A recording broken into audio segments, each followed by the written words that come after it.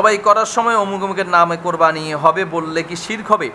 এটা আমাদের দেশের কমন ভুল। আমরা বলে থাকি অমুক অমুকের নামে কোরবানি, বাবার নামে, দাদার নামে, আমার নামে কোরবানি, কার কার নামে কোরবানি হবে, এটা আমাদের দেশে একটা প্রচলিত ভুল।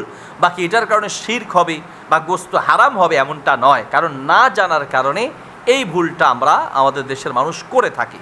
এখন কোনো ভুলের কারণে শিরক হয়ে যাবে বা হারাম হয়ে যাবে গোশত, এমনটা নয়। তবে অবশ্যই সতর্ক থাকা উচিত, এই ভুল থেকে আমরা বেঁচে থাকবো। আমরা বলবো অমুক অমুকের পক্ষ থেকে কোরবানি, অমুক অমুকের নামে নয়, শুধুমাত্র একমাত্র আল্লাহর নামে কোরবানি হবে। আল্লাহ সুবহানাহু ওয়া তাআলা বলেন, লা তাকুলু মিম্মা লাম ইউজকার ইসমুল্লাহি আলাইহি, সেই পশুর গোশত খেও না যেই পশু জবাই করার সময় আল্লাহ ছাড়া অন্য কারো নামে, অন্য কারো সন্তুষ্টির উদ্দেশ্যে জবাই করা হয়েছে।